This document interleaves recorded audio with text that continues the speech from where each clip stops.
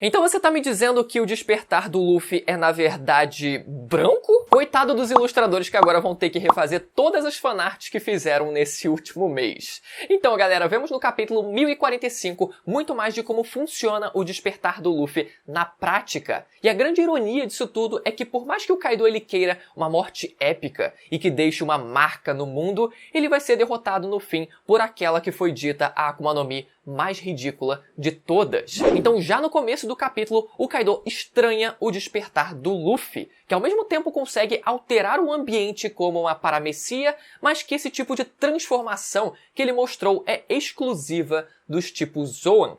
Pera aí, galera. Você tá me dizendo que essa transformação do Luffy é, na verdade, uma característica de quando uma Zoan consegue despertar a sua fruta e que, na verdade, você antes era um peixe que conseguiu despertar a sua fruta e se transformou num dragão azul? Ou será que ele só disse de forma genérica que transformações, de forma geral, são características do tipo Zoan?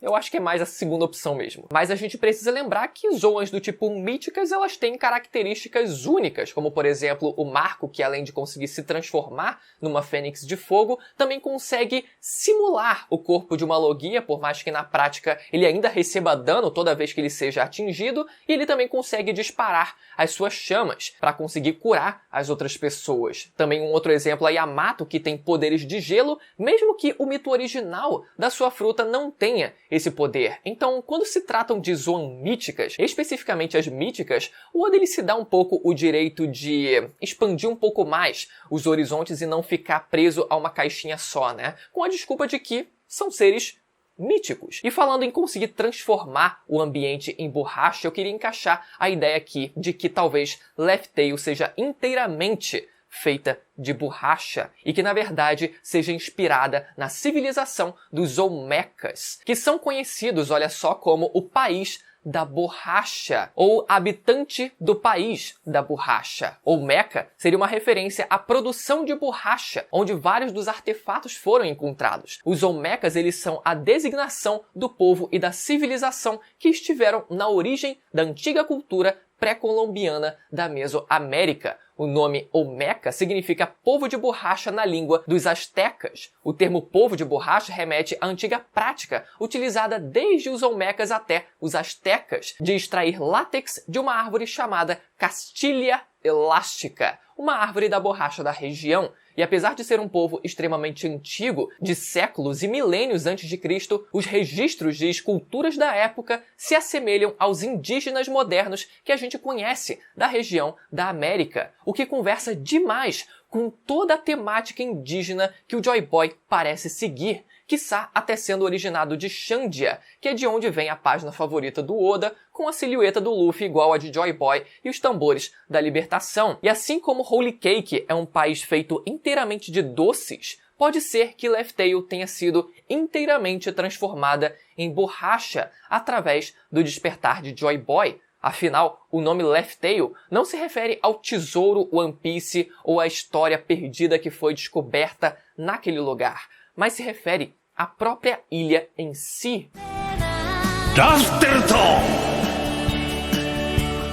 E galera, só lembrando que aos pouquinhos a gente tá se aproximando da meta de 600 mil inscritos, então confere a sua inscrição pra ver se você não tá inscrito, pra gente assim prosseguir o vídeo. Então voltando à batalha, o Luffy é engolido pelo Kaido e consegue se expandir dentro do corpo dele. O Yamato perguntando, ué, mas ele não é tão gordo assim, né? Nunca viu o Kaido mais gordo. E pra conseguir sair do corpo do Kaido, ele consegue esticar os seus braços até os olhos do Kaido, conseguindo até mesmo afetar o corpo dele. Vamos falar mais sobre isso daqui a pouquinho. Mas depois do Luffy ele conseguir sair, ele se joga até o céu e quando ele retorna, quando ele aparece novamente, aquela página dupla, galera, dele gigante. O corpo dele está gigante. Gente, isso realmente foi confirmado e o Luffy ele tá cada vez mais preparado para o arco de Elbaf, a Terra dos Gigantes. Galera, eu tava achando que isso só fosse acontecer no arco seguinte, quando eles fossem para o País dos Gigantes, para que ele pudesse, assim, né, se assemelhar com um visual muito parecido com o da população de lá, mas isso aconteceu logo agora. Afinal, o Kaido, ele é extremamente gigante, ele é um dragão extremamente grande, então faz sentido que o Luffy agora esteja ainda maior do que o próprio Kaido, ou pelo menos do mesmo tamanho. E isso só lembra a gente do chapéu de palha gigante em Marijoa. Galera, ou o Joy Boy era um gigante nato, que foi, por exemplo, pra Shandy, afinal a roupa dele se parecia muito, eu já comentei isso aqui outras vezes, ou ele ficava gigante com o seu despertar também. E o fato do chapéu de palha gigante estar numa câmara congelante talvez seja, como eu citei outras vezes aqui, para que o chapéu não derreta, assim como o rosto do Luffy pareceu derreter quando ele despertou a sua fruta. Não sei em que ponto isso vai chegar, se o chapéu de palha gigante vai ter alguma propriedade que vai conseguir ali agir de alguma forma, ou se é só para que o chapéu de palha permaneça daquela forma mesmo. Enfim, vamos esperar os próximos capítulos. Então o Luffy continua as suas presepadas birutas, pulando corda aérea com o corpo do Kaido. E pra mim, galera, sendo sincero, quanto mais Yonkou passar vergonha, mais feliz eu fico. Não tem nem o que questionar quanto a isso. Depois o Kaido usa um Bottle Breath que consegue arremessar o Luffy para fora de Onigashima, mas ele consegue retornar com um impulso aéreo. Galera, vamos tentar entender um pouco mais essa imagem aqui. Eu não acho que seja um Toon Force diretamente, de simplesmente a desculpa de que ele conseguiu correr no ar porque ele tá muito engraçado e fazendo coisas muito loucas. Não, eu acho que tudo isso, todos esses poderes, ainda correspondem às suas propriedades de borracha. Afinal, o deus Nika, ele era, dentro da mitologia de One Piece, um ser de borracha. Então tudo vai variar a partir disso, independente das comédias que ele consiga fazer. Ou seja, ou o Luffy ele conseguiu ali meio que simular a técnica do Gear 4, que ele consegue impulsionar o próprio corpo. Ele pode ter conseguido fazer isso mesmo sem comprimir as suas pernas para dentro, né? Só impulsionando mesmo o corpo, as pernas no ar, talvez se assemelhando ao Skywalk, ou uma outra opção, que seria ele conseguir transformar até mesmo o ar em borracha, assim como o Gentle Criminal de Boku no Hero Academia. Em seguida, o Kaido dá um porretão na cara do Luffy, que entra na caveira de Onigashima e assusta todo mundo, e fazendo com que todo mundo tivesse com aquele mesmo olhar que o Kaido ele fez nos últimos 2 capítulos. Galera, é mais uma vez o despertar do Luffy afetando as outras pessoas também, né? Não só a questão de você conseguir transformar os outros em algo elástico, em borracha, ter também, assumir propriedades de borracha, mas é você também conseguir afetar os outros com a sua comédia. Logo depois o Luffy se esgota por um breve momento só para que a gente pudesse ver como é o efeito colateral de quando ele desativasse o despertar. Só que diferente do que a gente pensava que seria ele ficar careca depois de ter pegado fogo, né? Depois do cabelo dele ter pegado fogo, ou minimamente ter ficado calvo, o que seria muito engraçado, ou ele ter ficado depressivo, não pareceu o caso, ele só ficou realmente murcho e cansado. E outra dúvida que também é tirada da gente é como o Luffy iria conseguir reativar o despertar, e a gente vê isso acontecendo também nesse capítulo, que é ele conseguindo acelerar a batida do seu coração na pose do Gear Second. Galera,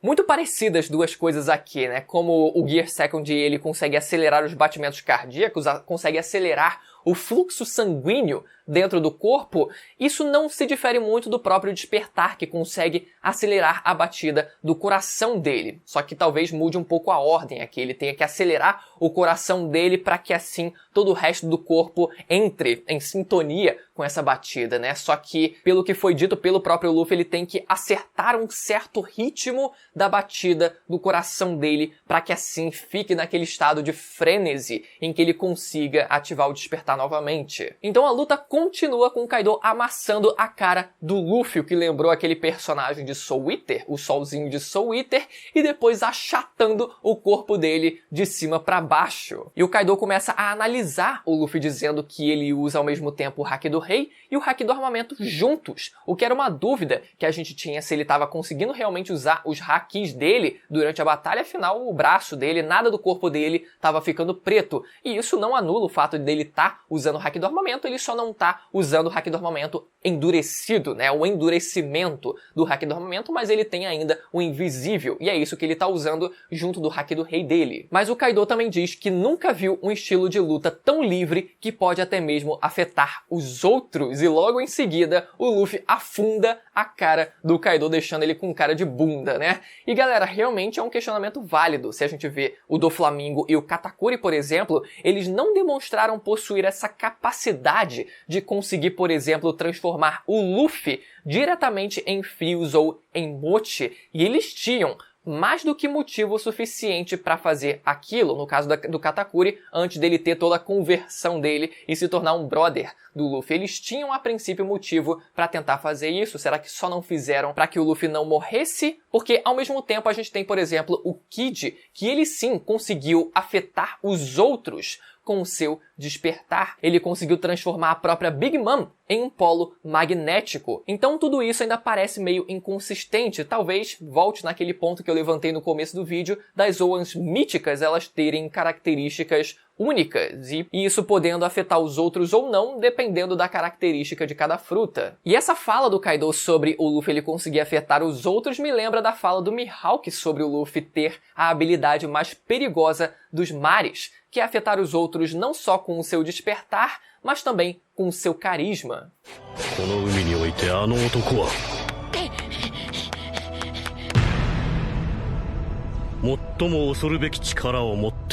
Mas ainda tentando investigar essas habilidades do Luffy, eu acho que ele ainda vai ter mais uma habilidade para mostrar dentro do seu despertar. Talvez o Luffy ainda tenha mais um poder que a gente ainda vá ver dentro desse arco e que responde como o Luffy vai salvar a população de Wano que foi afetada pelo efeito colateral das Smiles, que é fazer as pessoas rirem sem parar. E isso precisa ser solucionado. As pessoas não podem viver ainda nessa escravidão, por mais que eles sejam libertos diretamente do Kaido, do domínio e da tirania do Kaido, eles ainda estariam presos a essa consequência, a esse efeito colateral que talvez pudesse ser resolvido pelo Marco, ou pelo Chopper, ou pelo Trafalgar Law, mas eu acho que isso pode muito bem ser resolvido diretamente pelo Luffy. Com o Luffy agora fazendo os outros rirem, talvez o efeito das risadas falsas seja anulado se o Luffy der a essas pessoas um verdadeiro motivo para que elas possam rir,